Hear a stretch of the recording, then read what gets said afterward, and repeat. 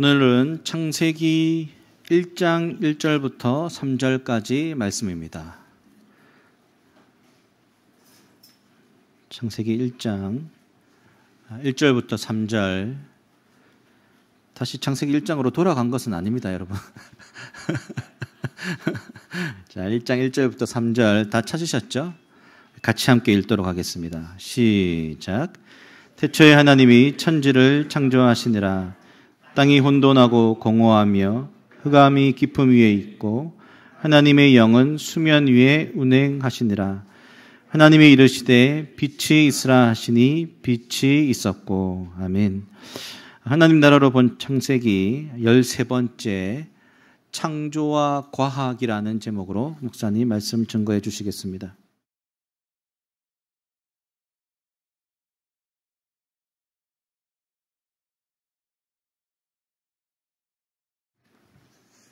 여러분 많이 놀라셨죠? 다시 창세기 1장으로 돌아가서 오늘 창세기 1, 2장의 이제 마지막 설교이고요. 창세기 3장으로 가기 전에 우리가 한 번은 짚고 넘어가야 할 또 말씀이 아니겠나라는 생각이 들어서 오늘 이 말씀 앞에 서게 됩니다. 그리고 특별히 이제 오늘 현주 집사님께서 기도해 주셨는데 제가 가졌던 그 마음과 동일한 마음으로 기도하셨습니다. 무슨 얘기냐면 오늘 우리가 힘을 내어서 예배하러 나왔지만 분명히 한 주간의 삶이 만만치 않았던 분은 많이 계실 거고 또 심지어는 지금 예배하고 있지만 지금 마음이 또 무겁고 힘들고 어려운 분들도 분명히 저는 있을 수 있다고 생각되어집니다. 그럼에도 불구하고 우리가 믿고 나갈 것은 그 디모데후서 말씀처럼 하나님이 우리에게 주신 것은 두려워하는 마음이 아니요 오직 능력과 사랑과 절제라는 말씀이 있는데 내 내면 속에 우리 환경 속에 어떤 목구름이 몰려오고 또 어떤 두려움이 몰려온다 할지라도 우리를 결코 예수 그리스도 안에 있는 사랑에서 우리를 끊어낼 수 없다라는 그 확신을 가지고 오늘 우리가 예배 가운데 나갔으면 좋겠고 한 사람도 그냥 왔다 돌아가는 이 없이 성령 하나님께서 여러분을 위로하시고 치유하셔서 우리가 어떠면 힘겹게 나왔지만 예배를 마치고 돌아갈 때는 또 힘을 낼 수 있으면 좋겠다라는 생각이 듭니다. 오늘 설교의 내용으로 그렇게 위로받기는 좀 힘드니까 제가 먼저 이렇게 말씀을 전하고 설교를 하려고 합니다. 창조와 과학이어서 자, 제가 기도하고 말씀 전하겠습니다. 사랑해 주님 감사합니다. 하나님이 우리에게 주신 것은 두려워하는 마음이 아니요 오직 능력과 사랑이라 그러셨습니다. 하나님 두려워하는 마음은 하나님에게서 나오는 것이 아닙니다. 오늘 하나님의 사랑이 우리를 감싸기를 소망하고 그래서 우리의 마음이 요동친다 할지라도 예수 그리스도 안에서 새 힘과 소망의 예배가 되기를 기도합니다. 성령 하나님 위로하시고 깨닫게 하시고 보게 하시고 듣게 하셔서 하나님의 위대하심과 또 그리스도인의 삶이 무엇인지를 생각할 수 있는 시간 되도록 인도하여 주옵소서. 예수님 이름으로 기도합니다. 아멘. 오늘 또 청년들도 있는데 청년들에게도 제가 꼭 한 번은 전하고 싶은 말씀이었는데 또 함께 전할 수 있어서 좋습니다. 여러분 우리가 창세기 1, 2장을 12번 보았습니다. 13번째입니다. 여러분 창세기가 1장부터 50장까지인데요. 창세기가 1장부터 11장까지 창세기 1장부터 11장까지 이게 12장부터가 아브라함이 나옵니다. 1장부터 11장까지를 가르치는 용어가 있는데 그게 뭐냐면 원역사라는 것입니다. 원역사. 원역사는 창세기의 그 구조를 구별하면서 나온 표현인데 학자들은 창세기 내용을 기준으로 크게 두 부분으로 나눕니다. 창세기 1장부터 11장까지 원역사, 창조, 타락, 홍수, 바벨탑 이런 사건 이것을 원역사, 오리지널 역사 이렇게 말하고요. 창세기 12장부터는 우리가 잘 아는 아브라함, 이삭, 야곱, 요셉이 나옵니다. 그래서 12장부터 50장까지는 이스라엘의 민족들의 이야기를 중심으로 하는 족장사 혹은 성조사 이렇게 구분됩니다. 1장부터 11장까지 원역사, 12장부터 50장까지는 족장사 그렇습니다. 그러면 저와 여러분이 지금 살피고 있는 창세기 1장부터 11장까지의 원 역사를 구체적으로 들어가 보면 이렇습니다. 1, 2장은 우리가 보고 있었던 천지 창조, 3장은 다음 주부터 볼 타락, 4, 5장은 아담의 후손, 6장부터 9장까지는 노아 홍수, 10장은 셈의 후손, 11장 바벨탑 사건 이렇게 이루어집니다. 이것이 이제 원 역사입니다. 그런데 왜 이 1장부터 11장까지를 원 역사로 부르는가 하는 것입니다. 왜냐하면 역사인데 오리지널 역사는 맞는데 기원 역사는 많은데 이 사건들이 정확하게 언제 일어난 사건인지를 객관적으로 확인하는 것이 불가능하다는 것입니다. 그래서 원 역사라고 부릅니다. 이것은 도대체 연도가 어떻게 되는지 알 수 없다는 것이죠. 하지만 성경을 하나님의 말씀으로 충실하게 문자적으로 고백하는 많은 사람들은 창세기, 저와 여러분이 살펴보았던 창세기 1장의 이 진술이 실제 창조 과정을 사실적으로 진술한다고 믿고 있습니다. 그래서 이들은 성경을 근거로 지구와 우주가 무에서 6일 만에 만들어졌고 그래서 지구 연도를 대충 얼마로 삼느냐면 6,000년 정도 되었다라고 믿습니다. 여러분 5,000년도 아니고 7,000년도 아니고 왜 6,000년이 나오느냐? 제가 오늘 이 표를 쓰지는 않았는데요. 성경에 몇 살 살고 몇 살 살고 몇 살 살고 성경에 나온 사람들 이름을 쭉 해서 연도를 계산해 보면 구약에서 언급되고 있는 인물들의 족보와 연령을 토대로 쭉 역산해서 계산하면 한 6,000년 정도 되거든요. 그러니까 지구의 연대가 한 6,000년 정도 되었다라고 믿는 사람들이 많습니다. 이분들은 이렇게 생각합니다. 성경은 완전 무결한 하나님의 말씀이기 때문에 오류가 있을 수 없다. 성경을 분석해 보니까 천지 창조는 대략 6,000년, 기원전 4,000년이다 라고 그들이 믿습니다. 여러분 그런데 여기 이과 나오신 분들 또 뭐 화학과 과학 하신 분들 우리가 잘 아는 대로 현대 물리학은 온 우주의 시작을 138억 년 전으로 봅니다. 태양은 50억 년 정도 되었고요. 태양의 행성인 지구의 나이는 46억 년 정도 되었다라고 생각합니다. 그렇다면 지질학을 포함한 현대 물리학의 지구의 연대와 한 138억 년 정도 되었다고 말하는 현대 물리학의 이 주장과 성경을 문자적으로 이해해서 지구 연대를 6,000년으로 주장하는 이들의 다름을 오늘 예배를 드리고 있는 저와 여러분은 어떻게 해석해야 하는가의 문제입니다. 그리고 또 하나 창세기에서 다루어야 될 문제가 있는데 창세기를 읽어보면 하나님께서 각종 나무의 실과라고 말씀하셨잖아요. 창조의 과정은 무에서 유로 창조하셨는데 창세기는 모든 종, 세상에 있는 모든 종이 단번에 창조되었다고 말하지만 찰스 다윈은 그렇게 말하지 않습니다.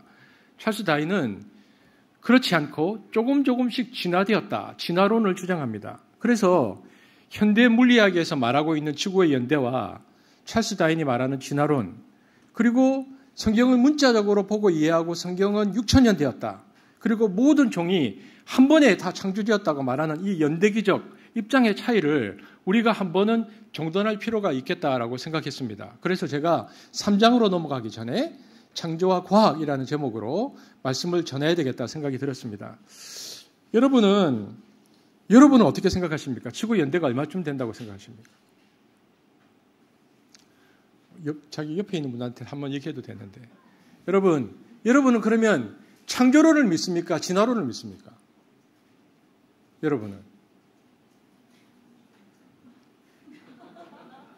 지난번에 그 성경 퀴즈 대회 할 때 중고등부 학생들한테 문제 낼 때 부활이 있다 없다 하니까 많은 중고등부 남자아이들이 없다의 손을 든 것으로 제가 알고 있는데 아이들이 자신 있게 전도사님 너무 놀라셨다는 얘기를 들었습니다. 없다. 부활은 없다.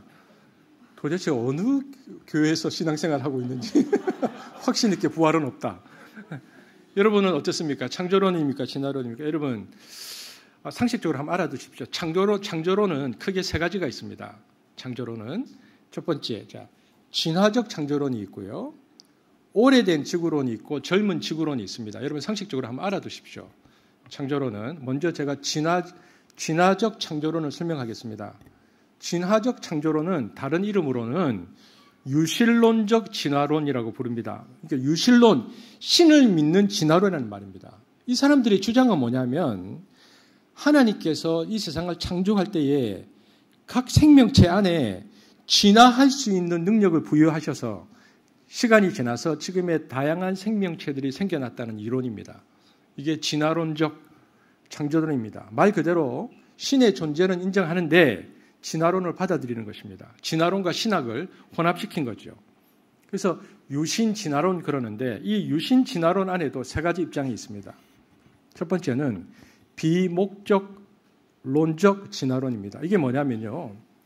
우주가 스스로 진화하도록 창조되었지만 어떤 목적이나 방향은 갖지 않는다는 것입니다. 그러니까 하나님이 공을 만드셨는데 우리가 높은 산이라고 생각하면 높은 산에서 하나님이 공을 이렇게 딱 떨어뜨리면 공을 만드셨어요. 근데 공이 이렇게 굴러가는데 어디로 굴러가든 건드리지 않는다는 이론입니다.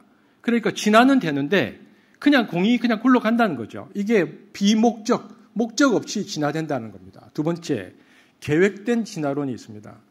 이것은 하나님께서 어떤 계획을 가지고 진화 과정을 작동시킨다는 입장입니다. 그러니까 위에서 공을 굴리셨는데 이 골프 치시는 분은 아시겠지만 골프에 홀인원 나오는 것처럼 어떤 목적을 정하고 그곳으로 진화할 수 있도록 하나님께서 공을 굴리셔서 이렇게 공이 굴러가는데 꼬리 지점에 도착하도록 만드셨다. 그것이 계획된 진화론입니다. 세 번째는 인도된 진화론입니다. 이것은 이 두 가지의 중간인데요. 이 이론은 하나님이 어떤 계획을 갖고 자연법칙을 창조하셨는데 계획된 진화는 최초의 창조 이후에 자연법칙에 개입하지 않으셨다는 것이고 앞에 보면 인도된 진화는 개입한다는 겁니다. 그러니까 모든 것에는 하나님께서 개입하지 않지만 아주 낮은 확률의 생물학적 사건들의 발생을 하나님께서 중간중간 인도하셔서 어떤 종의 변화라든지 어떤 지질의 변화에 하나님께서 중간중간 간섭하셔서 원래 의도하신 대로 이끄셨다. 이게 인도된 진화론입니다. 그러니까 유실론적 진화론 안에는 비목적론 진화론, 계획된 진화론, 인도된 진화론 이렇게 세 가지 이론이 있습니다. 자, 제가 두 번째 오래된 지구론에 대해서 설명하겠습니다. 여러분 19세기 말에서 20세기 초에 유행했던 이 시기에는 뭐가 나왔냐면 성서 비평학이 나왔습니다. 뭐냐면 이 성경을 그전까지는 문자적으로 읽었는데 역사학도 발전하고 과학도 발전하면서 성경을 그렇게 읽으면 안 된다. 이것을 역사적 관점에서 봐야 된다. 성서 비평학이 나오면서요. 자유주의 신학이 굉장히 태동했습니다. 그러니까 이 자유주의와 이 진화론으로부터 교회를 지키려고 하는 그 근본주의와 반진화론의 입장이 굉장히 거세져서 진화론에 반대하고 나선 근본주의자들 대부분이 주장했던 이 모델이 오래된 지구론입니다. 상식적으로 한번 알아두십시오. 대표적인 인물로는 공립학교에서 진화론 교육을 금지하는 운동을 벌인 브라이언과 라일리라는 사람이 있고요. 그리고 진화론자의 논제 토론에서 굉장히 유명해진 림머라는 사람이 있습니다. 그런데 이제 그 사람들까지는 우리가 다 알 필요가 없고 오래된 지구론 안에도 여러 가지 주장이 있습니다. 첫 번째, 간격설이라는 게 있습니다. 갭 이론인데요. 림버라는 사람이 주장했습니다. 뭐냐면 이 학설은 태초에 하나님이 천지를 창조하셨다. 1장 1절. 그리고 땅이 혼돈하고 공허하며 흑암이 깊음 위에 있고 하나님의 신이 수면에 운행하셨다. 이 1장과 2절 사이에 1절과 2절 사이에 간격이 굉장히 오래되었다는 것입니다. 그러니까 창세기 1장 1절과 2절 사이에는 수십억 년 된 지질시대가 다 들어있다는 이론입니다. 이게 갭 이론입니다. 태초에 하나님이 천지를 창조하셨다 할 때 이 창조의 동사가 히브리어로 완료시대 카탈이거든요. 그러니까 무슨 말이냐면 1장 1절에서 모든 창조는 완성되었다. 이미 완성되었다. 2절에서 그런데 땅이 혼돈하고 공허하다는 말씀은 수십억 동안 세월이 흘러서 일어난 재앙, 그러니까 빙하기를 포함해서 수많은 지질학적 변화가 일어난 것이다. 그래서 지구가 다시 지질학적으로 빙하기가 와서 지구가 이제 엉망이 되었는데 3절부터 이어지는 6일간의 창조는 빛이 있으라. 그 재앙들로 파괴된 지구를 복구하는 재창조의 과정이다. 이렇게 봅니다. 이게 오래된 지구론 안에 있는 간격설이죠. 영적으로도 그렇게 해석합니다. 하나님이 태초에 하나님이 천지를 창조하셨다. 1절에서는 천사를 포함해서 세상을 영적인 모든 세상을 아름답게 완전하게 창조하셨는데 천사작이었던 사단이 타락함으로 그를 포함한 세상이 하나님의 심판을 받았고 그래서 세상이 엉망이 되었다는 거죠. 그래서 2절에서 언급하고 있듯이 땅이 혼돈하고 공허하게 되었다는 주장입니다. 이런 혼란스러운 지구의 상태가 지속되는 중에 하나님께서 성령으로 말미암아 다시 땅을 새롭게 하신 것이 3절 이후에 언급되고 있는 창조라고 보는 겁니다. 따라서 이 간격설, 이 갭 이론에 의하면 창세기 1장 3절부터 31절까지 창조는 첫 창조가 아니고 재창조입니다. 1장 1절에서 창조가 완성되었는데 2절에 왔을 때 세상이 엉망이 되었는데 영적으로도 엉망이 되었고 지구가 엉망이 되었는데 하나님께서 3절부터 다시 재창조했다. 그리고 1절의 첫 창조와 3절부터 나오는 새로운 창조 사이에는 수십억 년에서 수백 년의 갭이 있을 것이라고 보는 것입니다. 그렇게 되면 현대 물리학에서 말하는 지구의 나이가 왜 이렇게 오래되었는지 설명이 가능하다라고 생각한 이론입니다. 이게 갭 이론입니다. 두 번째는 일일 간격선이라는 것이 있습니다. 오래된 지구론 안에. 이게 뭐냐면 이 이론은 하나님께서 첫째 날의 창조를 24시간 안에 창조하시고 우리 같은 그 다음에는 수억 년을 쉬었다는 겁니다. 그리고 둘째 날 창조하시고 또 수억 년을 쉬고 셋째 날 창조하시고 수억 년을 쉬는 식으로 그래서 총 46억 년에 걸쳐서 지구를 창조하셨다. 이게 일일 간격설입니다. 이 설은 19세기에 스코틀랜드에서 제기되었는데요. 이 이론도 당시 지질학의 발달로 인해서 지구의 나이가 매우 오래되었다는 주장이 제기되었기 때문에 과학으로부터 기독교를 변증해야겠다고 생각해서 나온 이론입니다. 그래서 일일 간격설이라고 부릅니다. 세 번째는 날 이론이 있습니다. 시대 이론. 이게 뭐냐면요. 이 이론은 6시대설입니다. 그러니까 창세기에 나오는 날이 히브리어로 욤인데 이 욤은 문자적으로 24시간 하루로 보는 게 아니고 아주 긴 시간, 지질학적 시대와 대충 일치한다는 겁니다. 그러니까 하루가 중생대, 고생대, 주라기, 백악기 이런 지질학적 기간이 성경에 나오는 욤이라고 보는 겁니다. 그래서 6일은 6개의 중생대, 고생대, 주라기, 백악기 이렇게 나가는 6개의 시대다. 그래서 날 시대 이론이라는 게 있습니다. 자, 그럼 한번 다시 다 띄워주십시오. 저기 보면 이렇게 돼 있죠. 창조론 안에는 진화적 창조론이 있고 또 오래된 지구론이 있는데 진화적 창조론 안에는 비목적론적 진화론이 있고요. 계획된 진화론이 있고 인도된 진화론이 있고 오래된 지구론에는 간격설이 있고 그다음에 일일 간격설이 있고 날시대 이론이 있습니다. 그리고 또 하나의 큰 주장이 있는데 그것은 젊은 지구론입니다. 젊은 지구론은 말 그대로 지구가 젊다. 그러니까 오늘날 24시간으로 이루어진 7일에 거쳐서 세상이 만들어졌기 때문에 지구의 나이는 6,000년이라고 주장하는 것입니다. 젊은 지구론을 살펴보면 이들은 하나님이 초자연적인 방법으로 우주를 창조하셨다. 주장의 내용은 지구 역사에서 유일한 전 지구적 격변기는 노아의 홍수 한 번뿐이고 이로 인해서 대부분의 지층과 화석이 그때 형성되었다.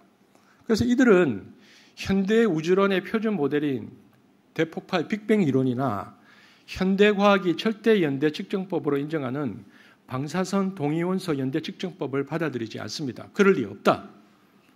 이들은 근거로 삼는 것이 성경의 문자적 해석입니다. 그래서 이들은 하나님께서 처음에 생명체들을 각각 종류대로 지으셨기 때문에 생명의 진화를 주장하는 진화론을 성경에 반대되는 주장으로 배격합니다. 이러한 논리가 19세기 미국의 보수주의 교회를 중심으로 구체화해서 주장된 것이 이른바 창조과학입니다. 그래서 한국에도 창조과학협회가 있습니다. 자, 질문하겠습니다. 여러분은 어디에 속하십니까?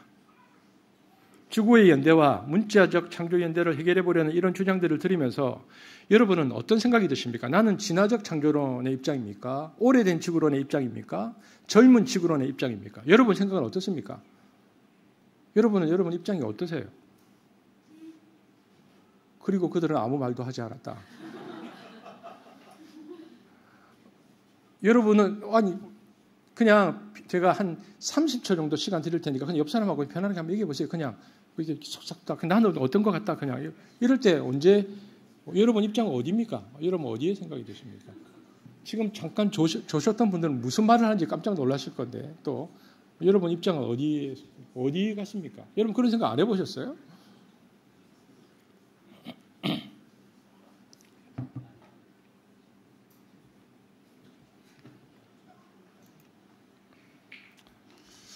여기 저 젊은 지구론 믿고 있는 분들 많이 계시죠? 지구의 연대가 6,000년이다. 오늘 예배 전까지 그렇게 믿고 계셨던 분들도 많이 계실 것 같고. 여러분, 근데 우리가 창세기에서 보아야 하는 것은 이런 겁니다. 창세기 저자가 지금부터 3,500년 전 사람입니다. 모세입니다. 왜냐하면 이집트에서 이스라엘 백성들이 출애굽했던 연도가 BC 1443년이거든요. 그러니까 모세는 지금부터 3,500년 전 사람인데 3,500년 전 모세가 창세기를 썼는데 모세를 통해서 성령께서 창세기를 쓰게 하셨죠. 그런데 창세기에서 보아야 하는 것은 하나님이 세상을 창조하신 분이라는 것을 설명하는 방식이 3,500년 전 모세에게 당시 모세를 포함해서 중근동 지방이 가지고 있었던 그 사람들의 지식 그 수준을 활용해서 설명했다는 겁니다. 그러니까 구약시대 사람들은, 특별히 모세시대 사람들은 오늘날 같은 물리적 지식이, 우리와 같은 물리적 지식이 없습니다. 그러니까 하늘과 땅을 현대 물리학에 대한 정보가 전혀 없었던 고대인의 눈으로 먼저 우리가 봐야 됩니다. 창세기를 볼 때에. 즉, 우리 세상을 그들이 직관했던 것처럼 우리도 그들의 시각에서 성경을 보아야 한다는 것이죠. 왜냐하면 고대 중근동의 사람들의 우주 지리학에 관한 생각은 우리의 견해와 달랐습니다. 그들은 지구가 평평하다고 생각했습니다. 그리고 지구가 우주의 중심이라고 생각했습니다. 그 당시 사람들은. 그리고 고대 근동인들은 태양, 달, 별들이 모두 하늘에 박혀 있는 거라고 생각했습니다. 고대 사람들은. 그리고 그 고대 근동에서는 모든 사람이 그렇게 믿었는데 하나님은 이스라엘에게 하나님이 창조주라는 것을 설명하는 방식이 우주 물리학에 관한 새로운 정보나 설명을 그들에게 줌으로써 그들의 생각을 변경하지 않았다는 것입니다. 대신 성경의 소통은 고대 근동 세계에서 익숙한 개념들을 그대로 받아들여서 하나님을 설명하고 있다는 것이죠. 그러니까 하나님은 새롭고 권위 있는 우주 지리학을 그들에게 계시하지 않고 그들에게 굉장히 익숙했었던 그 당시의 지식들을 이용해서 세상에 대한 하나님의 주권적인 통치를 설명했다는 것입니다. 우리가 창세기 1, 2장을 12번 살펴보고 있지만 이 부분들에서 사용되는 소재들, 창세기 1, 2장에 나오는 소재들이 있잖아요. 그러니까 하나님께서 흙으로 사람을 만드셨다. 노아 홍수 얘기, 여러분 이런 얘기들이요. 중근동 지방이나 다른 지역의 고대 역사에 굉장히 많이 나옵니다. 내용이 비슷비슷해요. 여러분 창세기만 그런 내용이 나오는 게 아닙니다. 내용이 흡사한 내용들이 굉장히 많거든요. 오늘날 그래서 중근동 역사를 연구하는 사람들은 이것을 신화라고 얘기하는데 허구로 치부할 수도 있지만 창세기는 당시에 그 많던 수많은 신화를 중심으로 이야기를 그대로 받아들여서 이것을 풀어내되 하나님께서 어떻게 세상의 주도권을 지니시고 그 뜻을 이루어 가셨는지를 우리에게 설명하는 방식을 취했다는 것입니다.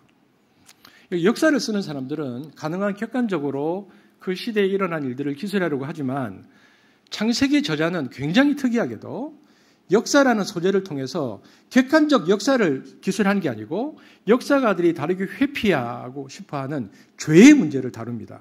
그러니까 역사와 죄의 문제를 다루는 것은 역사와 인문학 또 역사와 심리학을 다루는 것만큼 다른 것임에도 불구하고 3,500년 전 모세는 역사를 다루면서 죄의 문제를 가지고 들어왔다는 것입니다.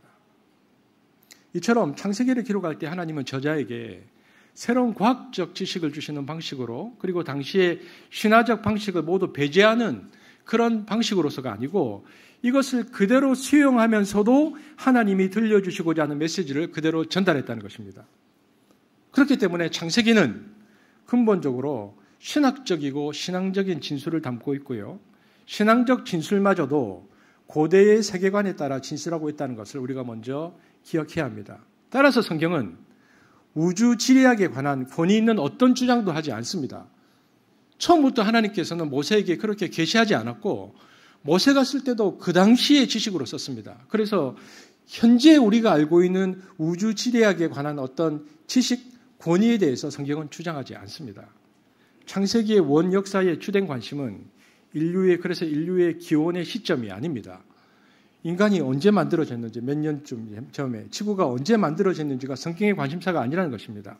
물론 그 안에는 세상이 어떻게 존재하게 되었고 인류는 어떻게 시작하였는지를 보여주는 내용들이 있지만 오히려 이 본문들은 이 땅에 존재하는 사람들이 얼마나 존귀하게 하나님의 뜻에 따라 지어졌고 어떻게 사람이 생명이 유한해졌고 그리고 사람들 가운데 시작된 죄가 어떤 결과를 가져오는지를 보여주려고 한 책이라는 것입니다. 성경의 목적은 그것입니다. 그래서 아무리 애를 써봐도 3,500년 전 고대 근동을 중심으로 퍼졌던 자연관과 그 세계관의 주류와 그리고 21세기를 살아가는 첨단 과학 기술이 이렇게 발전되어 있는 우리가 알고 있는 이 사회적 상식 세계관을 이 두 가지를 이렇게 포기해 보려고 하는 시도는요. 아무리 생각해도 이건 너무 무리입니다. 게다가 기독교는 우리가 잘 아는 대로 중세에 일찍이 종교적 본의를 동원해서 과학 기술을 핍박한 원죄가 있습니다. 천동설, 지동설 주장으로 수많은 사람이 죽었습니다. 그래서 더욱더 신중해야 합니다. 여러분 생각해 보면 왜 과학이 발달할수록 기독교가 이렇게 쓸쓸해지는가? 왜 과학이 발달할수록 청년들이 교회를 떠나는가? 여러분 우리가 생각해야 하는 것은 창조과학에서 과학회에서 과학을 가지고 창조를 설명하려고 하는 방식들, 그러니까 신앙을 과학으로 설명하는 방식들, 여러분 그 방법은 그다지 적절해 보이지 않습니다. 보십시오, 여러분. 노아의 홍수 여러분 기억하세요? 노아의 홍수 때 질문해 보겠습니다. 물고기는 어떻게 됐어요, 그러면? 노아의 홍수 때 물고기가 다 죽었습니까? 물로 심판을 했는데 그럼 그 물고기들은 다 죽었습니까? 아니면 노아가 그 물고기를 방주에 넣었습니까? 노아의 홍수 때 물고기는 어떻게 됐습니까? 그럼 호랑이는 노아의 홍수 방주 안에서 뭘 먹고 살았습니까? 풀을 먹고 살았습니까? 옆에 있는 동물들을 먹으면서 살았습니까? 여러분, 왜냐하면 이런 시도 자체가 무의미하다는 것입니다. 왜냐하면은 그러니까 성경을 과학적으로 설명하거나 증명하려고 하지 말라는 것입니다. 근본적으로 성경은 우주관이나 지구의 연대를 알려주는 책이지 않습니다. 성경은 디모데후서 3장 16절, 17절 한번 같이 읽어보겠습니다. 성경의 목적, 시작. 모든 성경.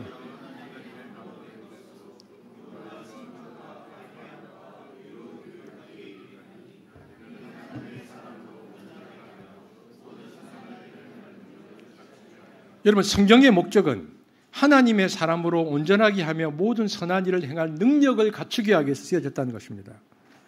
그러니까 구약 성경은 거침없이 당대의 세계의 모습이나 우주의 모습에 대한 견해를 사용하되 이를 통해서 하나님과 하나님의 부름을 받은 그 백성들의 삶을 일러주고 있다는 점에서 그런 관점에서 현대과학을 바라보는 그리스도인의 출발점이 되어야 합니다. 당대의 우주관 속에서 고대 중동의 사람들은 태양을 섬기고 달을 섬기고 우상에 굴복하지만 구약의 말씀은 하나님이 모든 경배의 대상이며 사람이 얼마나 존귀한지를 알려주고 죄를 대적합니다. 자, 그렇다면 과학과 창조의 문제를 그럼 우리는 어떻게 이해해야 할까요? 여러분 책 제목이 깁니다. 그냥 읽어드릴게요. 기원이론, 현대과학과 신학이 말하는 우주와 생명의 시작에 관한 이야기, 이 책 제목입니다. 라는 긴 제목을 가진 책의 앞부분에서 과학과 신학을 대하는 두 가지 모형을 소개합니다. 첫 번째 한 가지는 파이 모형입니다. 뭐냐면 호두파이 같은 거 생각하면 됩니다. 파이 모형에는 이런 것입니다. 호두파이를 이렇게 자르잖아요. 이렇게 8쪽. 어떤 사람은 그러더라고요. 호두파이를 4조각으로 잘라줄까요? 8조각으로 잘라줄까요? 하니까 다이어트 한다고 몇 조각으로 더 적게 잘라달라고 심리적으로.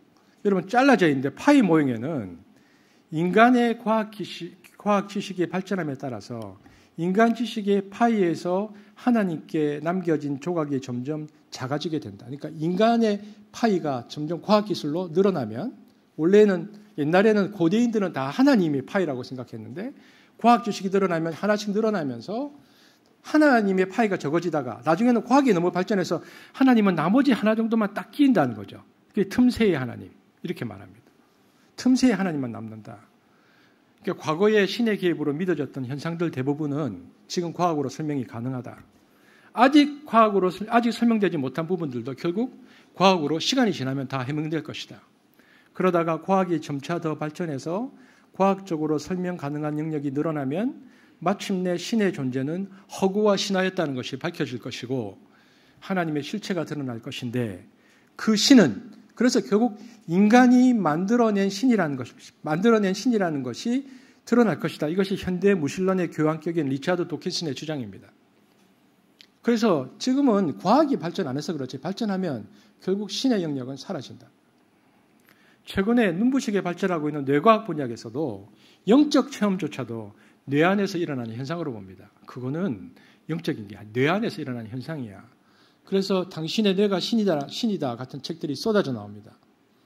이 사람들은 지금까지 종교에 붙들린 사람들은 마치 아직도 지구가 평평하다고 믿는 사람들처럼 어리석다고 말합니다.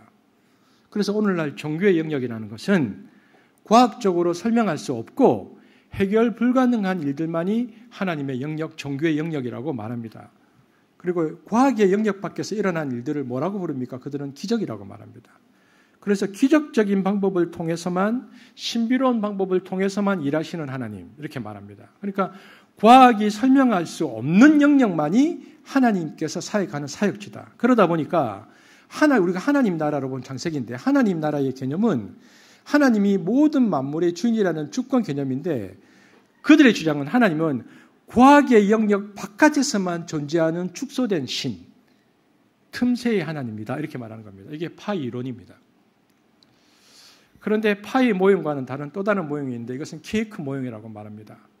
케이크 모형은 빵이 있으면 그 위에 케이크로, 크림으로 덮고 있듯이 인간이 발견하고 알아낸 과학 지식이 모든 면에서 오히려 하나님이 섭리하시고 운영하시는 모습을 더 선명하게 드러낸다는 이론입니다. 그래서 빵 위에 크림을 바르듯이 과학이 발전할수록 크림이 발라지듯이 더욱더 선명하게 하나님의 창조가 드러날 것이다. 이게 이제 프랜시스 콜린스라고요. 미국 보건연구원의 원장으로 있고 또 우리가 아는 인간 게놈 프로젝트를 책임졌던 사람의 이야기인데, 그는 신앙과 과학에 대해서 이렇게 말합니다. 저기 나와 있는지 잘 모르겠는데, 과학과 신앙이 진리를 밝히는데 서로 기가 막힌 보완 관계에 있다는 것을 나는 발견해 왔습니다. 성경의 하나님은 게놈의 하나님입니다. 게놈이 뭡니까? 한 개체의 모든 유전 정보를 담고 있는 거잖아요. 성경의 하나님은 게놈의 하나님입니다. 하나님은 예배당에서 만날 수도 있지만 실험실 안에서도 만날 수 있습니다. 하나님의 위대하고 경외스러운 피조 세계를 연구하는 과학은 실제로 예배의 일종이라 생각할 수 있습니다. 이렇게 말했습니다.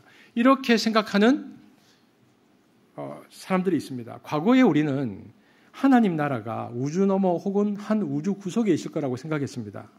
그래서 분명히 어떤 하나님의 나라가 어떤 공간에 있을 것이다. 하지만 현대 물리학은 이것을 차원, 1차원, 2차원 하는 차원이라는 개념으로 그 세상을 이해하도록 도와주었습니다. 그러니까 하나님 나라는 우리가 생각하는 3차원 공간 안에 있는 어떤 장소가 아니고 그것과는 차원이 다른 세상이라는 겁니다. 우리는 지금 3차원 공간 안에 살아가고 있고 그것이 전부인 줄 아는데, 하지만 그것을 넘어서는 차원이 있다는 겁니다. 과학이. 성경은 오래전부터 그렇게 말해왔는데 사람들이 믿지 않았죠. 그런데 놀랍게도 현대 물리학이 그것을 말하고 있습니다. 여러분, 현대 물리학의 이론이 몇 차원까지 말하고 있는지 아십니까? 아시는 분 한 분 계실 것 같은데 몇 차원까지 말하고 있을까요? 11차원까지 말하고 있습니다. 이것이 현대 물리학입니다. 유튜브에 보면, 여러분 유튜브에 집에 가서 한번 보십시오. 11차원에 대한 소개라는 영상이 있습니다. 현대 물리학의 과학이 11차원까지 있다. 세계적인 물리학자, 또 콜롬비아 대학교의 브라이언 그린 교수가 1차원부터 11차원까지 설명하는데, 제가 이 설교를 하려고 들어봤거든요. 제가 문과잖아요. 아무리 들어도 5%밖에 이해를 못하겠더라고요. 무슨 말을 하는지. 도저히 무슨 말을 하는지는 못 알아듣겠지만 적어도 우리가 경험하는 세상이 전부가 아니라는 사실 정도는 이해할 수 있더라고요. 아, 이렇게 설명하는구나. 현대 물리학에서는 차원을. 신이 존재한다면 그 신은 우리의 차원을 넘어서는 차원에서 존재하며 활동해야 한다는 거죠. 우리의 세상과는 전혀 다른 차원, 우리로서는 다 알 수 없고 이해할 수 없는 차원이 존재한다. 그 차원을 현대 물리학은 무한 차원 혹은 절대 차원이라고 부른다는 것입니다. 하지만 우리로서는 그 차원이 어떤 것인지 알 수 없습니다. 왜냐하면 이것은 마치 호수에 사는 물고기를 호수에 사는 물고기가 물 바깥에 있는 세상을 이해하지 못하는 것과 같습니다. 3차원에 사는 우리는 1차원과 2차원은 이해할 수 있지만 1차원과 2차원에 사는 존재가 우리가 사는 3차원을 이해할 수 없습니다. 마룻바닥을 기어다니는 개미를 제가 손으로 잡아서 바깥 잔디밭에 탁 갖다 놓으면 개미에게는 기적이 일어난 것처럼 느껴집니다. 이처럼 우리로서는 하나님의 차원을 이해할 수 없습니다. 하나님이 하시는 일이 모두 신비요 기적으로 보입니다. 오직 하나님께서 그 차원을 우리에게 보여주실 때만 그 차원이 어떨지 짐작할 수 있을 뿐이죠. 그런데 참으로 다행스럽게도 하나님은 선택된 사람들에게 하나님의 그 차원을 열어서 보여주십니다. 그것을 우리는 영적 체험이라고 부릅니다. 뇌의 환각작용이 아닙니다. 영적이란 말은 일상적으로 경험할 수 없는 일 혹은 초월적인 일을 가리키는 말인데 성경은 그런 영적 체험을 기록해 놓았습니다. 이 영적 체험을 현대 물리학에서는 차원이라고 말합니다. 야곱에게는 꿈을 통해서 보여주셨고 모세와 이사야 그리고 여러 선지자들에게는 환상을 통해 보여주셨습니다. 사도 바울은 여러 번 하나님의 차원을 보는 영예를 얻었습니다. 그 체험 하나를 말하면 고린도서 12장 2절에서 4절입니다. 사도 바울이 이렇게 말합니다. 시작. 내가 그리스도 안에 있는 한 사람을 아노니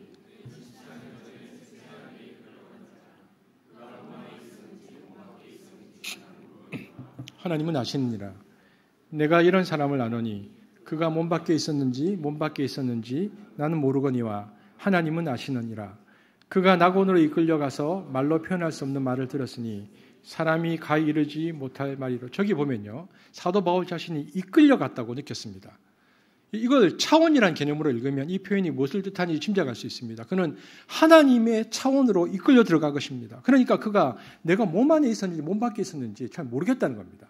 3차원에 있던 사람이 갑자기 어떤 차원으로 끌려 들어간 것이죠. 그런데 그는 그 상태에서 뭔가를 보았습니다. 하지만 그것이 무엇인지 도무지 알 수 없었다고 말합니다. 그것은 말로 표현할 수 없고 가히 이르지 못할 말이었다 이렇게 말한 거죠. 전혀 보지 못했던 것을 본 것이고 전혀 듣지 못했던 것을 들은 것입니다.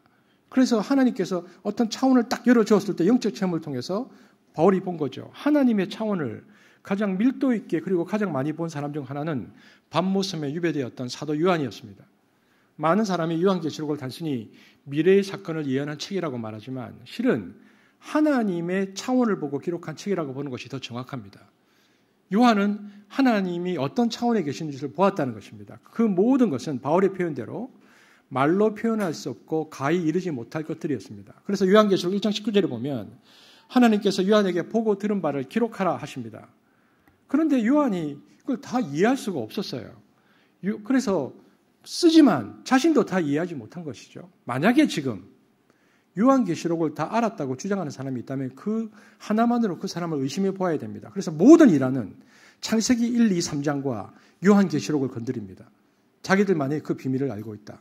모릅니다. 어떻게 3차원의 인간이 현대 물리학의 설명을 하면 11차원까지 있는 11차원까지밖에 없겠습니까? 그 이상의 하나님을 다 이해할 수 있겠습니까? 없습니다. 다만 하나님께서 차원을 잠깐 열어주실 때에 그것을 보고 성경의 기자들이 기록하는 것뿐이라는 것입니다. 새하늘과 새 땅이 임하기 전까지 요한계시록의 비밀이 다 풀리는 일은 없을 것입니다. 그러므로 창조와 마지막을 우리는 다 알 수 없고 과학으로도 다 설명할 수 없습니다. 그러므로 어떤 사건을 특별하게 만드는 것은 사건 자체가 아니라 사건에 대한 해석이고 그 해석에 기반해서 기독교의 신앙의 자리가 있는 것입니다. 그러므로 우리가 싸워야 하는 것은 진화론이나 과학이지 않습니다. 진화론과 과학이 주장하는 사실이 문제가 아니고 진화론과 과학을 근거한 잘못된 해석이 문제입니다. 여러분 신학의 영역 중에 성경 해석학이라는 게 있습니다. 성경 해석학 이게 뭐냐면요. 성경을 우리는 큐티할 때 그냥 보잖아요. 그런데 성경 해석학은 뭘 공부하냐면 문법, 역사, 문화, 문맥, 언어 구문, 신학적 관점을 포함해서 모든 성경 본문을 해석하고 통제하는 규칙들을 연구하는 것이 성경 해석학입니다. 거기다가 들어가 보면 비유, 알레고리, 모형, 예언과 같은 특별 장르도 배웁니다. 그걸 가지고 배워서 성경을 어떻게 해석할 것인가 하는 게 성경 해석학이거든요. 성경 해석학을 전공하신 분들이 가끔씩 계세요. 자, 보십시오.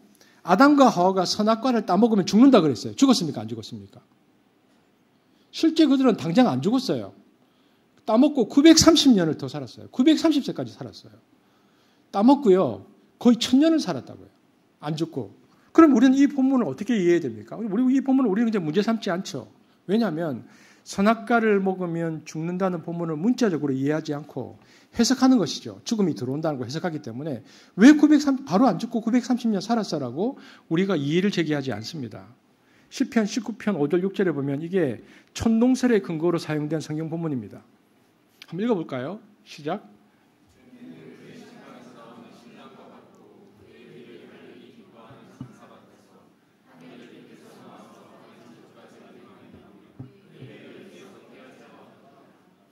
이 본문을 옛날 사람들처럼 구약 말씀의 신학적 성격과 문학적 양식을 고려 않고 이 구약 본문을 문자적으로 읽게 되면 얼토당토하는 주장이 나옵니다. 그래서 구약의 본문은 해석해야 합니다. 해석할 필요가 있습니다. 그러면 왜 해석을 하지 않고 문자적으로 받아들이면서 얼토당토하는 주장을 하는가? 두려움 때문입니다. 중세의 시기를 살던 그리스도인들은 성경의 문자가 확고히 가리키는 천동설이 무너지면 성경의 권위가 무너지리라 여겨서 지동설을 주장하면 핍박하고 죽였습니다.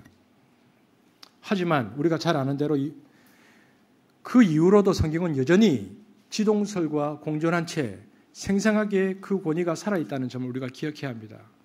교회를 지킨 것은 천동설로 대표되는 당시의 체계가 아니고 하나님 말씀의 능력이었습니다. 중요한 것은 해석을 어떻게 하는가의 문제입니다. 스티븐 제일 굴드라고 미국 고생물학자가 이런 말을 했는데요. 종교가 과학을 규제할 수도 없지만 과학이 종교에 도전할 수 없다. 왜냐하면 진화론을 비롯한 과학은 어떻게의 문제를 다룹니다. 창조에 대한 신앙을 고백하는 성경은 어떻게가 아니고 누가 왜 문제를 다루고 있습니다. 어떻게는 방법이고 왜는 이유입니다. 그러므로 과학적 방법을 통해 밝혀진 소위 과학적 진리는 우리에게 어떻게의 문제는 어느 정도 이해시키지만 왜라는 근본적 지식을 주지 않습니다. 기능적 지식입니다. 과학적 지식은 우리 분명히 해야 됩니다. 여러분 보십시오. 우리가 어디에서 와서 어디로 가는가, 그리고 우리가 어디에서 와서 어디로 가고 있는가라는 인간의 역사의 근원과 운명에 대해서 과학이 정말 확실한 지식을 줄 수 있습니까? 무엇이 선하고 아름다운 가치인가와 연결된 가치관의 문제에서 과학이 과연 확실한 지식을 줄 수 있습니까? 무엇이 도덕적이고 옳은 것인가, 그리고 틀린 것인가에 대한 윤리적 지식을 과학이 우리에게 줄 수 있습니까?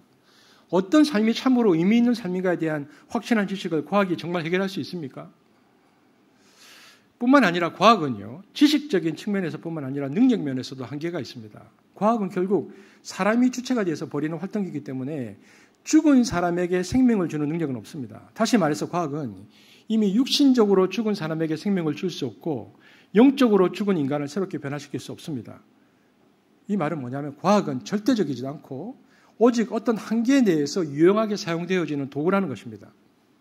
그러므로 도키슨을 비롯한 파이 이론을 따르는 이들의 주장처럼 과학자들이 하나님이 존재하지 않는다라고 말하고 나서 그 진술이 과학적 진술이라고 주장하는 것은요, 엄청난 모순에 빠지는 것입니다. 왜냐하면 여기 옛날에 고등학교 때 과학 시간에 과학의 방법론은 뭡니까? 이거죠. 거기 있습니까? 관찰, 예측, 가설, 실험, 입증, 응용 이겁니다. 그중에서 특별히 실험은 과학적 방법론에서 굉장히 중요한 역할을 합니다. 그러므로 하나님이 존재하지 않는다라는 진술이 과학적 진술이 되려면 하나님이 존재하지 않는지 알기 위해서 거시계와 미시계를 포함한 우주 전체에 대한 실험을 해보아야 됩니다. 실험해보지 않는 한 과학자들은 그런 주장을 과학적 주장이라고 할 수 없습니다. 만약 한다면 과학적 방법론을 무너뜨리는 것 때문에 그들 스스로가 모순에 빠집니다. 어떤 과학자가 우주의 모래알보다도 작은 지구에 살면서 우리 눈으로 볼 수 없고 귀로 들을 수 없고 만질 수 없다는 이유만으로 하나님은 존재하지 않는다라고 한다면 그것은 과학이 아니고 신앙이고 신념입니다. 과학은 하나님이 존재하신다는 것도 존재하지 않는다는 것도 증명할 수 없습니다. 과학의 방법론으로는. 왜냐하면 철학자 칸트가 말한 것처럼 과학은 인간의 감각으로 경험 가능한 세계만을 다룰 수 있기 때문입니다. 하나님을 인간의 감각으로 경험할 수 없다는 이유만으로 존재하지 않는다고 말하는 것은 과학이 주장할 수 있는 한계를 벗어난 주장입니다. 개연적으로 믿음으로 그렇게 그들이 주장할 뿐입니다. 따라서 하나님의 존재냐 비존재는 신앙의 영역에서 다뤄야 될 문제이지 과학의 영역에서 다룰 수 있는 문제가 아닙니다. 과학자가 주장할 수 있는 유일한 것은 나는 하나님이 존재하는지 그렇지 않은지 알 수 없다는 것뿐입니다. 그런데 그들은 과학적으로 증명되지 않으니까 신이 없다라고 말하는 것은 그들 스스로 모순에 빠지는 것입니다. 또 반대로 진화론과 창조론의 문제를 좀 생각해 보면요. 진화론은 두 가지 요소가 결합되어 있습니다. 신앙적 요소와 과학적 요소가 혼합된 하나의 신념체계입니다. 진화론의 신앙적 요소는 뭐냐면 그들은 하나님의 존재를 믿지 않는 신앙인들입니다. 이야기한 것처럼 하나님의 존재나 비존재는 과학적으로 증명되거나 반증될 수 있는 과학적 영역에 속한 것이 아닙니다. 하나님의 존재나 비존재는 믿음과 신념의 영역에 속해 있는데, 따라서 무신론자도 신이 없다는 것을 신앙하는 것이고 유신론자도 신이 있다는 것을 신앙하는 것입니다. 그러므로 진화론 자체가 신의 존재를 인정하지 않는다는 사실은 진화론의 신앙적 신념적 요소가 그 안에 크게 자리 잡고 있다는 것을 입증하는 것입니다. 하지만 진화론 안에는 과학적 요소도 있어서 진화론의 일부 요소들이 과학적 방법으로 입증할 수 있는 과학적 사실들이라는 거죠. 하지만 여기서 중요한 것은 진화론은 과학적이고 창조론은 비과학적이라는 흑백 논리의 이분법의 주장은 전혀 근거가 없는 주장입니다. 진화론의 일부 요소들은 과학적이지만 진화론을 떠받치고 있는 많은 부분은 여전히 신념과 신앙의 영역에 속해 있습니다. 창조론의 많은 부분 역시 신앙의 영역에 속해 있지만 창조론 안에도 신앙의 과학의 요소가 있습니다. 하지만 창조의 사실을 과학적으로 설명하겠다는 생각에는, 그래서 나는 이 창세기를 과학적으로 굳이 설명해 보겠다는 생각에는, 그리고 그렇게 해야만 창조가 설명될 것 같은 인식은 무의식적으로 과학을 지나치게 높이려는 오류가 그 안에 들어 있습니다. 창조에 대한 신앙 고백적 진술이 그 자체로 진리일 뿐 아니라 진리일 수 있다는 입장에서 후퇴해서 그 사람들은 창조에 대한 신앙 고백이 과학적으로 이러저러하니까 입증되니까 진리라는 입장으로 가면요, 진리의 기준이 과학이 되어버립니다. 여러분, 과학을 지나치게 두려워하는 것은 복음을 과소평가하는 것입니다. 그러므로 과학, 기술, 문명의 시대를 살아가는 우리들에게는 두 가지 선택지가 있습니다. 세상의 과학과 현상을 타락한 인본주의적 풍조로 간주하고 철저하게 방어적인 논리에 기대는 선택이 그중 하나입니다.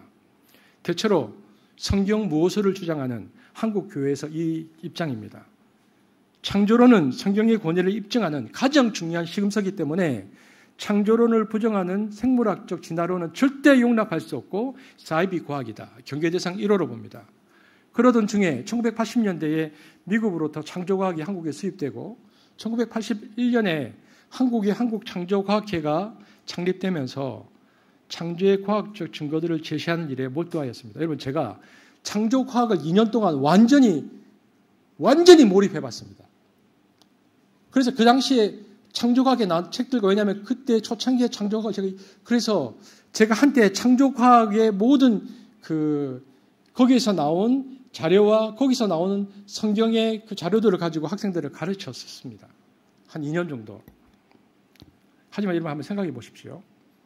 창조과학의 주장들이 성경 본문에 대한 최대한의 존중에서 나왔다는 것은 분명하지만 본문의 성격을 고려하지 않은 채 본문을 과학적 주장의 근거로 삼는 것은 굉장히 위험합니다. 과학은 본문의 문자적 이해를 뒷받침할 때가 있지만 정반대를 주장할 때도 있습니다. 그럴 경우에 본문과 일치하는 것은 과학적 증거로 사용하고 본문과 차이날 경우 과학의 주장을 틀린 것으로 결론 내리는 경우들이 허다한데, 이것은 지극히 아전인수적인 과학 사용입니다. 그래서 저는 그 당시에는 학생들에게 진화론을 창조과학에서 나왔던 내용을 가지고 가르쳤지만, 제가 지난주에도 신학적 회심이 제게 있었다는 것이, 저는 지금 창조과학적 입장은 아닙니다. 저는 과학과 신앙에 대한 정반대의 선택도 가능한데요, 과학기술 자체를 하나님의 우호적 선물로 용납하며 그 결과를 철저히 신뢰하고 그 지식에 기초한 미래의 예견에 마음을 활짝 여는 선택이 있습니다. 그래서 크림 이론처럼 과학을 받아들이는 거죠. 물론 조심해야 될 것은 사이비 과학입니다. 신중해야 됩니다. 그리고 과학기술의 독성이 인간의 생명에 대한 가치 부재의 선택으로 사용될 경우에 생겨날 파탄과 재앙도 경계해야 됩니다. 우리가 지난번에 이전에 있었던 황우석 교수 파동이나 지금 AI나 챗GPT가 사람을 공격할 수 있던 우려가 나오는 것은 우리가 좀 경계해야 할 부분들입니다.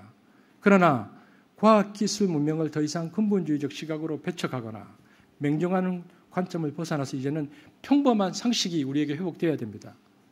여러분, 그래서 궁극적으로 과학은 성경 또는 신앙과 모순될 수 없습니다. 첫 번째 이유는 성경은 우주 지리학에 관한 권위 있는 어떤 주장도 하지 않기 때문입니다. 당시 고대인들의 세계관을 통해서 전달하고자 하는 메시지를 분명히 하는 방식을 택했을 뿐입니다. 그러므로 성경은 우주 지략에 관한 어떤 과학적인 주장도 하지 않기 때문에 충돌할 이유가 없습니다. 둘째, 과학이 하나님의 창조 세계의 법칙들과 원리들을 연구하는 것이라면 따라서 희미하게나마 창조주이신 하나님을 지시하는 어떤 지시, 포인팅하는 면이 있다면 과학은 궁극적으로 성경의 신앙과 모순될 수 없습니다. 문제는 과학이라는 미명 아래 성경의 신앙과 모순되는 이데올로기적 신념 체계를 가지고 성경의 신앙을 공격하고 정지하려는 유사 과학자들의 잘못된 태도입니다. 마찬가지로 신앙이라는 이름으로 과학적인 진리 주장을 무조건 배관시하는 근본주의적 태도 역시 잘못된 태도입니다. 신앙인은 과학의 이야기를 열린 태도와 겸손한 자세로 들어야 되고 과학자 역시 신앙의 이야기를 열린 태도와 겸손한 자세로 들어야 합니다. 이러한 요소를 갖추지 않은 채 과학과 신앙을 아주 손쉽게 통합하려는 것은 더 많은 문제와 그리고 모순을 일으킵니다. 여러분, 전지전능한 하나님은 시간과 공간의 제약을 받지 않으십니다. 우리가 사는 지구가 137억 년 전에 창조되었다는 것이 일반적인 상식입니다. 그 오랜 기간 동안 그 복잡성이 발전하는 데 꼭 필요한 시간입니다. 그리고 하나님의 창조 계획에는 우리가 사는 세계에 경이로울 만큼 다양한 생명체를 만들기 위한 진화 메커니즘이 그 안에 포함되어 있습니다. 무엇보다도 창세기 1장은 창조가 144시간 걸렸고 우주는 6천년이 되었다는 것을 설명하라고 쓰여진 책이 아니라 이 세상을 말씀만으로 창조하신 주권자가 누구신지 그리고 하나님의 형상으로 지어진 우리가 누구인지를 바로 거기에 초점을 두고 쓰인 것입니다. 그러므로 우리에게는 균형 잡힌 시각이 필요하다는 것입니다. 그러면 그래도 우리가 이렇게 하고 끝나고 과학 시간이니까 뭔가 적용을 하고 설교를 끝내야 되잖아요. 그러면 우리는 어떤 자세로 저는 그래서 성경을 과학적으로 설명하라는 시도보다는 가끔 창조 묵상을 합니다. 그러니까 창조의 모습을 머릿속에 떠올려보는 거죠. 지금 여러분 제가 가끔 이런 설명을 드리는데 저는 개인적으로 5월달을 좋아합니다. 날씨도 좋고 또 제가 5월에 태어났기도 했고 그래서 저는 하나님께서 세상을 만드신 건 5월이 아니었겠나 혼자 그런 생각을 해봅니다. 여러분 시간을 뜻하는 빛의 창조로부터 공간의 창조라고 할 수 있는 궁창을 나누는 장면 그리고 바다로부터 구별된 땅 위에 초록색 움이 돋아나는 장면 해와 달과 별들이 실수 있게 운행하는 장면 바다와 공중과 땅 위에 있는 온갖 동물들이 생겨나서 즐겁게 움직이는 장면 그 후에 지각생인 듯 맨 나중에 등장하는 인간의 모습까지 창조 묵상을 하다 보면 어떤 생각이 드냐면 내가 이 거대한 우주에 속해 있는 존재라는 것이 인식하게 되어집니다. 기독교 서적은 아닌데요. 현대물리학과 동양사상이라는 책이 있습니다.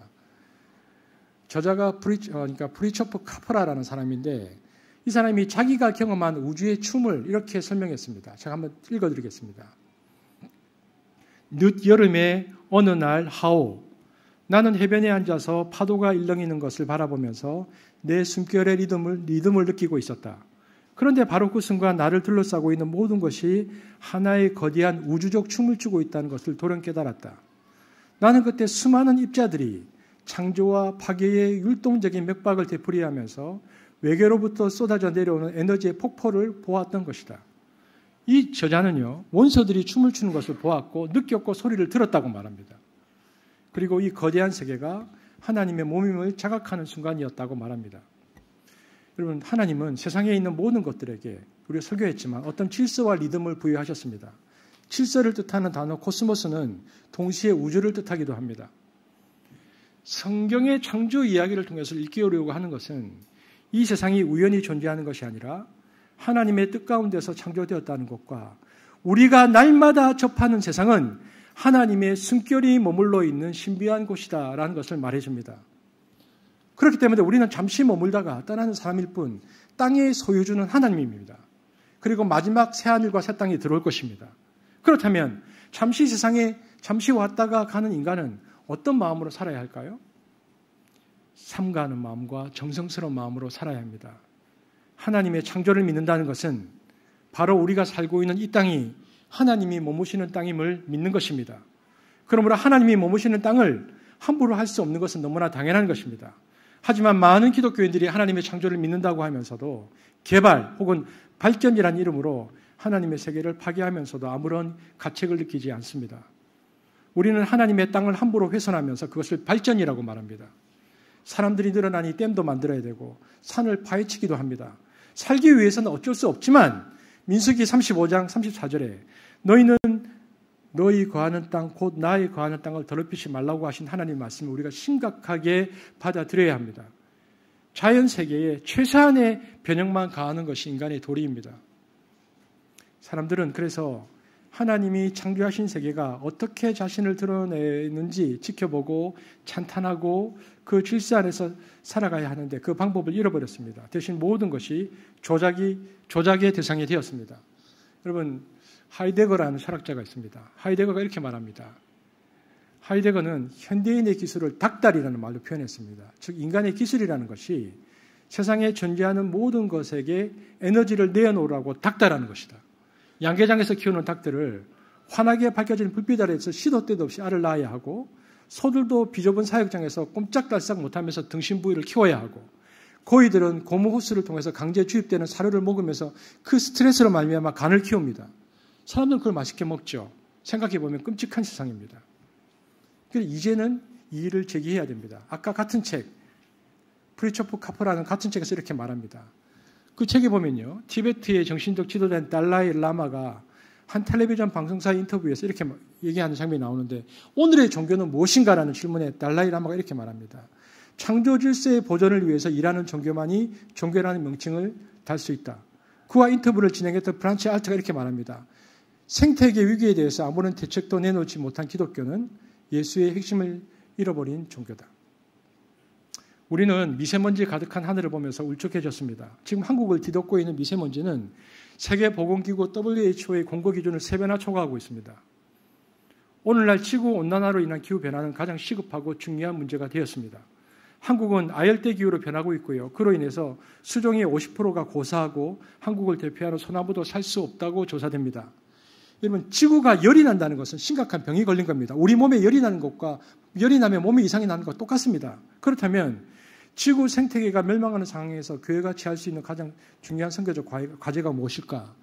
당연히 환경 선교를 통해서 창조 질서를 보존하는 것입니다. 이는 동산을 잘 돌보라고 최초의 사명을 회복하는 일이고 지구를 구원하는 소중한 일입니다.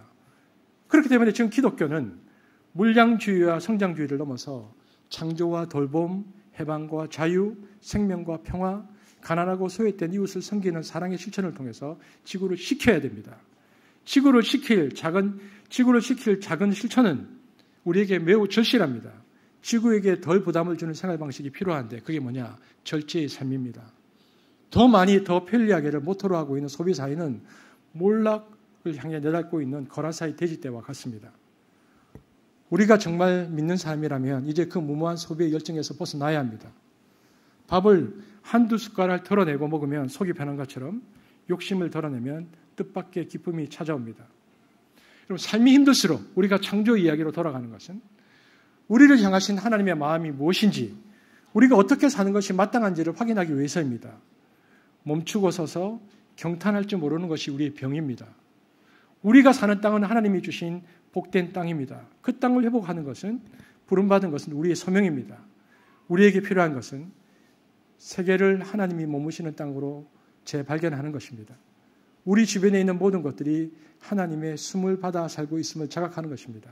여러분, 저는 저희 집이 주택단지에 있는데 흥덕고등학교 뒤로 가면 뒷산이 있습니다. 저는 하루에 한 번 이상은 걷습니다. 뒷산을 1시간을 걷습니다. 이 호수공원이 있어서 호수공원을 걷기도 합니다. 어제도 또 산을 걸었습니다. 그런데 뒷산과 호수공원을 산책하다 보면요, 새들이 막 우는데 어느 날 그 새 여러 마리를 목격했는데 이름을 도저히 모르겠는 거예요. 그런데 갑자기 부끄러운 생각이 들었습니다. 과자 이름도 알고 제가 차 이름도 아는데 새 이름을 모르는 거예요. 생각해 보니까 새들 이름만 모르는 게 아니고 물고기 이름도 모르고 꽃 이름도 모릅니다. 어느 분은 하나님이 창조하신 세계의 그 영속적인 기적과 생명력에 주의를 기울이지 않는 것은 하나님을 모독하는 것이라 말했습니다. 이 말을 깊게 공감하면서 왠지 죄스러운 마음이 들었습니다. 유대인 신학자 중에 아브라함 조수아 헤셀이라고 있습니다. 살아있음에 놀라운 신비에 무관심한 것이 죄의 뿌리라고 말했습니다. 세상에 있는 것들을 당연하게 받아들이는 마음이야말로 타락한 마음입니다. 여러분, 우리가 코로나 이후에 모여서 1년 이제 지났습니다. 이번 코로나 사태를 겪으면서 우리 삶이 얼마나 허약한 토대 위에 세워져 있는지를 절감했습니다. 가장 작은 것들이 우리 삶을 뒤흔들자 세계가 멈춰섰습니다. 이 일순 정지는 우리 삶을 돌아볼 것을 우리에게 요구하고 있습니다. 우리가 너무 오만하게, 방만하게 살지는 않았는지, 자기 욕심을 추구하느라 사회적 약자들에게 너무 무정하지는 않았는지, 크기와 속도를 추구하느라 인간다움을 잃어버린 것은 아닌지 자꾸 반성할 수밖에 없습니다. 남보다 많이 가진 것이 복이 아니라 남보다 덜 가지고 살면서도 기뻐할 줄 아는 것이 복입니다. 남들이 갖지 못한 희귀한 것을 소유한 것이 복이 아니라 온 세계에 가득 차 있는 하나님의 신비에 눈을 뜨는 것이 복입니다. 하나님이 우리를 보호하실 것을 믿지만 이제 우리가 해야 될 일을 해야 합니다.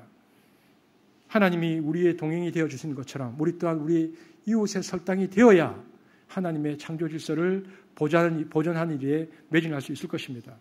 우리가 할 수 있는 일은 너무나 작고 미미합니다. 하지만 저는 한십이 그 일들을 감당할 수 있다고 생각합니다. 적어도 내년에도 후년에도 아니 수백 년 후에도 우리 후손들이 이 지구를 느낄 수 있도록 보존해야 됩니다. 창조와 과학은 그래서 조화를 이루어야 하고 창조 묵상을 통해서 하나님이 만드신 세상을 가꾸며 감탄하며 물려주는 것이 우리의 역할입니다. 창세기 1, 2장 설교를 마지막 창조와 과학이라는 다소 생소한 주제로 설교하면서 우리는 이 세상을 가꾸고 하나님이 만든 세상을 창조하며 물려주기 위해서 검소하게, 단순하게 나누며 사는 공동체가 되어지기를 주의 이름으로 축복합니다. 기도하겠습니다. 사랑의 주님 감사합니다. 우리는 신앙생활을 하면서 늘 의문점이 있었습니다. 창조와 과학의 문제를 어떻게 해석해야 하는가. 그러나 둘은 모순되지 않으며 균형을 충분히 잡을 수 있으며 또한 하나님께서 만드는 이 세상을 우리가 찬탄하며 감사하며 보존하며 아끼며 그렇게 살아갈 수 있습니다. 그를 위해서 구체적으로 우리는 나누며 또 실천하며 검소하며 소박함을 추구하는 것입니다. 한십이 그러한 공동체가 되게 하시고 그렇게 살 수 있도록 우리를 인도하여 주옵소서. 감사를 드리며 예수님 이름으로 기도합니다. 아멘.